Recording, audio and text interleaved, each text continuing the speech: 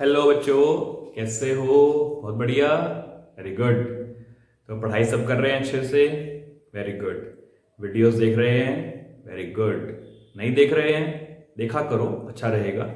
Okay, तो last lecture में हमने पढ़ा था अबाउट, हमने क्या पढ़ा था? हमने पढ़ा था टाइप्स ऑफ हाफ सेल के बारे में। हमने पढ़ा था कि उन टाइप्स ऑफ हाफ सेल के लिए हम सेल रिप्रेजेंटेशन कैसे लिखते हैं। हमने पढ़ा था कि हम नर्व्स कैसे लिखते हैं उसके लिए। आज हम एक नया टॉपिक स्टार्ट करेंगे और उस टॉपिक का रिलेशन होगा उस समय की बात से जिस समय मैंने कहा था कि ई नोट सेल भी जीरो हो सकता है। अब ई नोट सेल जीरो कब होगा उसके बारे में हम बात करने वाले हैं यहाँ पे। तो जिस टॉपिक में ई नोट सेल जीरो होगा उस टॉपिक का नाम है कंसंट्रेशन सेल। तो हम बात करेंगे कंसंट्रेशन सेल के बारे में।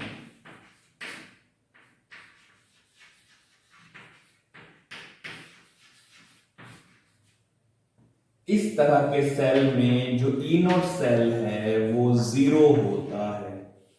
अब ये जीरो क्यों होता है इसके बारे में बात समझते हैं। तो ई नोट सेल जीरो होने का कारण क्या है कि जब कैथोड और एनोड में पोटेंशियल डिफरेंस जीरो हो जाए, मतलब ये है कि जो पोटेंशियल एनोड साइड पे है अगर वही पोटेंशियल कैथोड साइड पे आ जाता है तो ई नोट सेल हमारा जीरो हो जाएगा। ऐसा कब होगा? जब दोनों इलेक्ट्रोड सेम मटेरियल की बनी होती है। तो कंसंट्रेशन सेल वो सेल है जिसमें इलेक्ट्रोड का मटेरियल हमारे पास सेम होगा। उस समय ई नोट सेल हमारा जीरो हो जाता है। इस थ्योरेटिकल बात को हम मैथमेटिकली प्रूव करते हैं। तो ई नोट सेल का फॉर्मूला सभी जानते हैं, तो वो होता है E naught reduction at cathode side minus E naught reduction at anode side. अगर ई नोट सेल को जीरो होना है तो इसका मतलब है कि जो रिडक्शन कैथोड साइड पे है उतना ही रिडक्शन पोटेंशियल एनोड साइड पे होना चाहिए। ऐसा कब होगा? ऐसा तब होगा जब बोथ इलेक्ट्रोड्स सेम होंगे। क्योंकि अगर आप इलेक्ट्रोकेमिकल सीरीज को उठाकर देखते हैं तो सभी इलेक्ट्रोड्स के पोटेंशियल डिफरेंट है। तो उस तरह तो हम कभी भी ई नोट सेल जीरो नहीं ला पाएंगे। हम ई नोट सेल जीरो तभी ला पाएंगे जब दोनों इलेक्ट्रोड्स, एनोड एंड कैथोड, दोनों इलेक्ट्रोड्स सेम मटेरियल की बनी हो। समझ गए सब बात ये वाली? जैसे मान लेते हैं एग्जांपल लेके कि अगर कैथोड जिंक की बनी है तो एनोड भी जिंक की ही होनी चाहिए।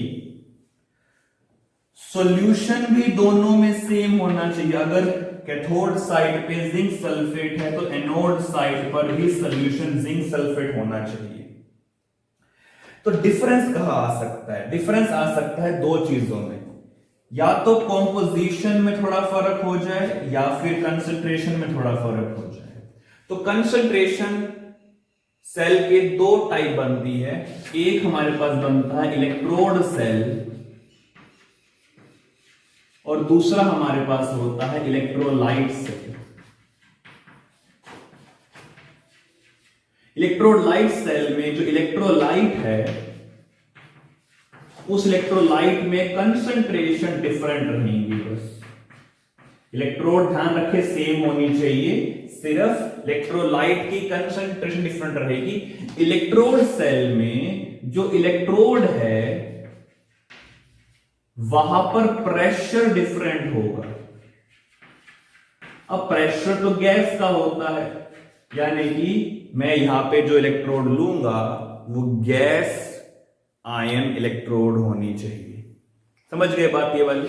जैसे कि hydrogen, bromine, chlorine and like that. इस केस में मैं किसी भी टाइप का इलेक्ट्रोड ले सकता हूं, चाहे वो मेटल है, नॉन मेटल है या गैसियस आयन है। समझ गए बात ये वाली? अब इस चीज को थोड़ा सा और एक्सप्लेन करते हैं अच्छे से। तो पहले मैं डिस्कस करूंगा सेकंड पार्ट को। सेकंड पार्ट समझ जाएंगे तो फर्स्ट पार्ट समझना इजी होगा। तो let us discuss about electrolyte cell. तो let me draw a containers. तो ये है फर्स्ट कंटेनर, ये है सेकंड कंटेनर, इलेक्ट्रोड दोनों में डिप करती है, दोनों इलेक्ट्रोड को जोड़ दिया गया है एक एक्सटर्नल वायर के साथ, दोनों में प्रेजेंट है सॉल्यूशन और इन दोनों को जोड़ दिया गया है सोल्ट ब्रिज के साथ। लेट्स से ये सॉल्यूशन जिंक सल्फेट का है, इसमें है C1 कंसंट्रेशन, ये सॉल्यूशन भी जिंक सल्फेट का ही होगा बट कंसंट्रेशन चेंज होगी। This is zinc electrode solid, this is zinc electrode solid. Electrode same है तो ऑब्वियसली बात है दोनों का इलेक्ट्रोड पोटेंशियल भी सेम होगा, तो सेल पोटेंशियल स्टैंडर्ड 0 हो जाएगा। समझ गए सब बात ये वाली? Very good, very good. अब अगर मैं इसी चीज को रिप्रेजेंटेटिव फॉर्म में लिखना चाहूं तो वो क्या बनेगा, ध्यान देंगे जरा। जिंक सॉलिड, मैं पहले एनोड साइड की बात कर रहा हूं, single bar, zinc 2 positive having C1 concentration, then double bar with using a salt bridge, zinc 2 positive having C2 concentration and then zinc solid। ये हुई हमारी सेल रिप्रेजेंटेशन। अब इस सेल रिप्रेजेंटेशन से मैं केमिकल इक्वेशन ड्रॉ करना चाहूंगा। तो एनोड साइड पे जो रिएक्शन होगी वो इस तरह से होगी, जिंक सॉलिड चेंज होगा जिंक 2 पॉजिटिव एक्वस में by losing 2 electrons. Cathode side पे जो रिएक्शन होगी वो कुछ इस तरह होगी कि zinc 2 positive which is at C2 concentration electron को गेन करके बनाता है zinc solid. So that happens at anode, that happens at cathode. समझ गए सब बातें वाली? Very good. एक बार जरा यहां तक नोट कीजिए because I don't have more space to write, मुझे ये वाला पार्ट इरेज करना पड़ेगा, प्लीज नोट इट डाउन।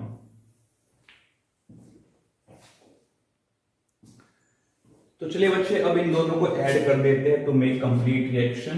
तो कंप्लीट करेंगे, इसको हम कंप्लीट करेंगे और इन दोनों अगर मैं ऐड करता हूं तो क्या क्या कैंसिल आउट होगा, इलेक्ट्रॉन्स से इलेक्ट्रॉन्स कैंसिल होंगे, जिंक सॉलिड से जिंक सॉलिड कैंसिल होगा और मुझे मिलता है सिर्फ Zn2 positive at C2 concentration changes to Zn2 positive at C1 concentration. I think सभी को ये बात समझ में आई होगी बिकॉज ये C1 कंसंट्रेशन पे है और ये C2 कंसंट्रेशन पे है। ठीक है, हम यहां से लिख सकते हैं C1 C2।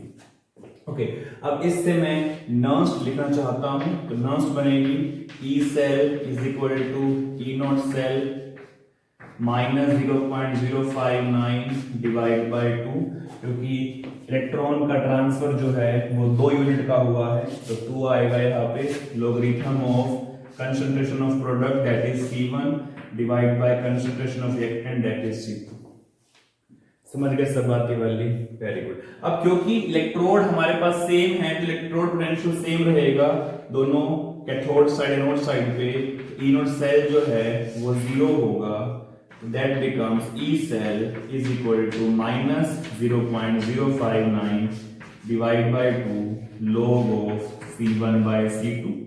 अब मैं प्रॉपर्टी लगाता हूं log की, तो मैं इससे रिवर्स कर दूंगा, इनवर्स कर दूंगा, तो ये बन जाएगा 0.059 divide by 2 log of C2 divide by C1 that is E cell. तो अगर इस सेल को वर्किंग करनी है, अगर इस सेल को वर्किंग करनी है तो C2 concentration must be more than C1 concentration. समझ गए सब बातें वाली?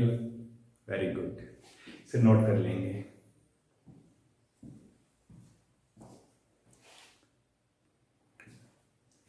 तो चलिए बच्चे जरा इस इक्वेशन से हमें एक बार कंसंट्रेशन सेल को फिर से डिफाइन करते हैं। तो कंसंट्रेशन सेल इसलिए कहा जाता है क्योंकि जो सेल पोटेंशियल है वो सिर्फ कंसंट्रेशन पर ही डिपेंड कर रहा है। और तरह के सेल्स में cell potential E naught cell पर भी डिपेंड करता है, बट इस केस में जो ई नोट सेल है वो 0 है, तो overall cell potential only depends upon the concentration of the electrolytes present in the cell. So that is why this is known as concentration cell. समझ गए सब बातें वाली? Very good. चलिए अब एक बार बात करते हैं इलेक्ट्रोड सेल के बारे में। इलेक्ट्रोड सेल में हमारे पास जो सोल्यूशन होगा, सोल्यूशंस की कंसंट्रेशंस तो सेम रहेंगी, लेकिन जो इलेक्ट्रोड्स हमारे पास होंगी वहां पर कुछ चेंज होगा। ध्यान रखें, इलेक्ट्रोड सेल में हम यूज करते हैं गैस आयन सेल को। गैस आयन सेल हमने पढ़ा था हाइड्रोजन के केस के लिए, तो चलिए एग्जांपल हम हाइड्रोजन का ही ले लेते हैं।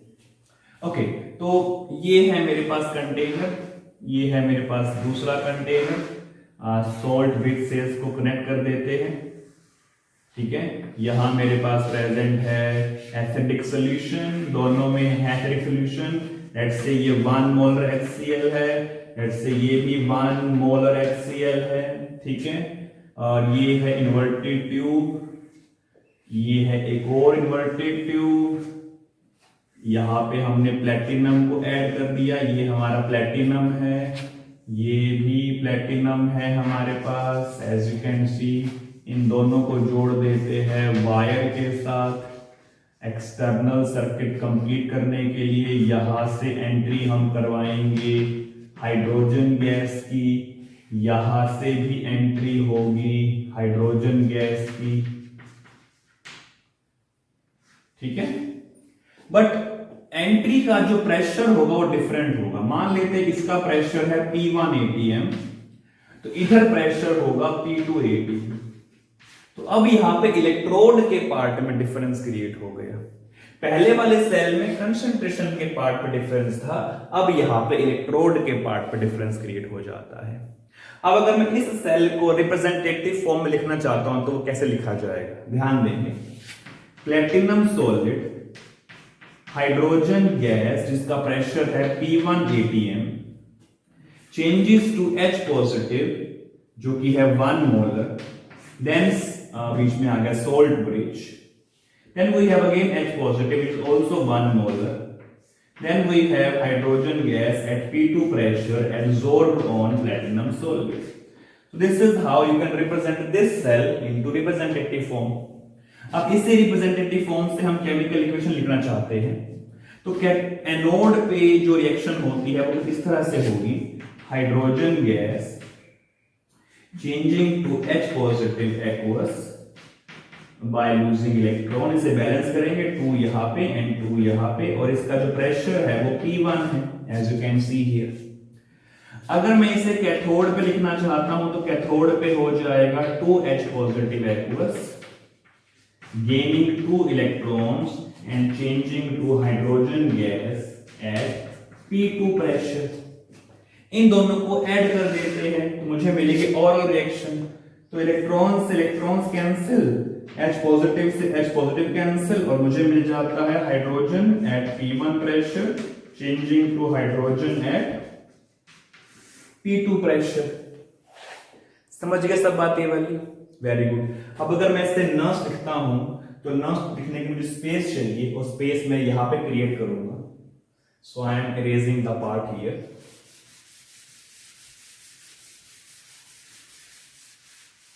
ओके, तो नर्स हमारे पास बनेगी E cell is equal to E naught cell minus 0.059 divide by, इस रिएक्शन में भी 2 इलेक्ट्रॉन्स का यूज हुआ, डिवाइड बाय 2 आ जाएगा। log of pressure of hydrogen which is at P1 not sorry P2 not P1 because product में P2 है, divide by pressure of hydrogen which is at P1। अब क्योंकि ये कंसंट्रेशन सेल है, electrode दोनों same है as you can see here, तो यहां पर भी जो E नॉट सेल है वो इक्वल टू 0 हो जाएगा। तो E सेल हमारे पास बनेगा negative 0.059 divide by 2 log of P2 divide by P1, इससे भी इनवर्स करेंगे तो that will become E cell is equal to 0.059 divide by 2 log of P1 divide by P2। ठीक है। So in this case the cell potential depends upon the pressures of hydrogen gas and pressures is directly proportional to concentration, so that is why this is also considered in concentration cell, है ना। समझ गए सब बातें वाली, very good, इसे भी note कर लेंगे। अब हाँ एक लास्ट बात, इस सेल की वर्किंग के लिए हमें प्रेशर P1 ज्यादा चाहिए प्रेशर P2 से। Clear to all, very good, note कर लेंगे।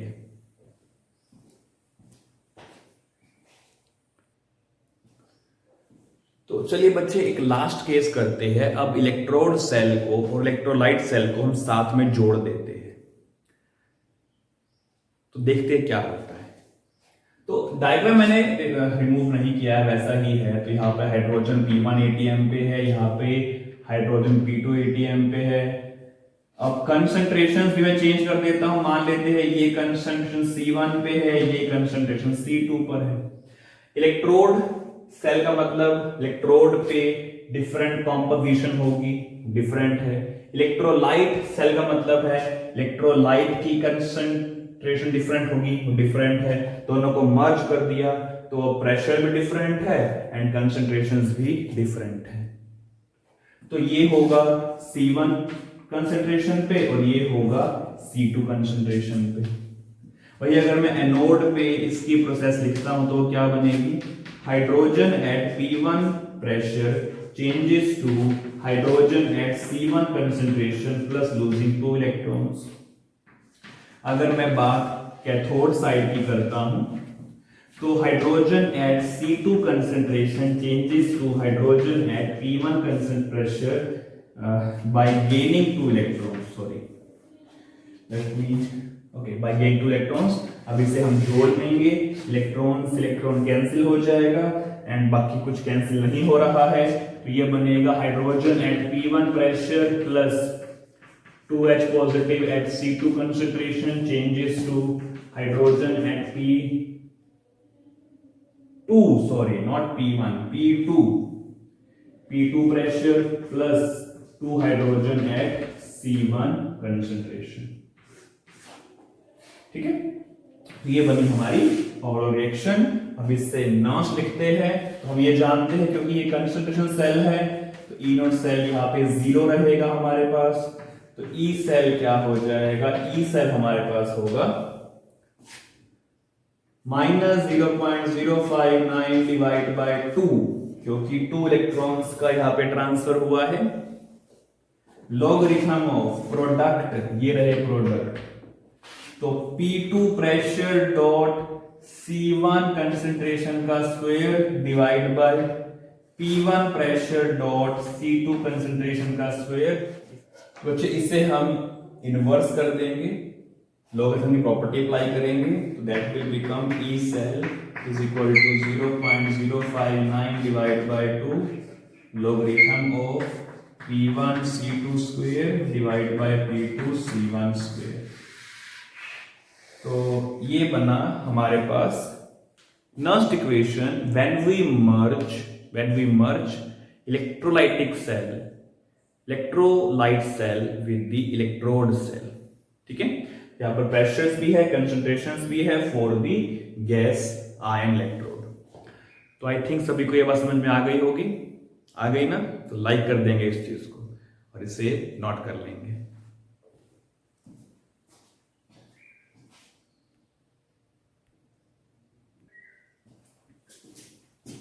तो बच्चों आज हम सिर्फ इतना ही करेंगे, that was all about concentration cell। ठीक है, नेक्स्ट लेक्चर में हम नेक्स्ट टॉपिक को पढ़ेंगे। नेक्स्ट टॉपिक क्या होगा वो देखना चाहेंगे तो please stay tune for the next video. Subscribe करें चैनल को, वीडियो अच्छी लगे तो लाइक करें एंड शेयर करें। ठीक है, okay, so stay healthy, be safe and by two all.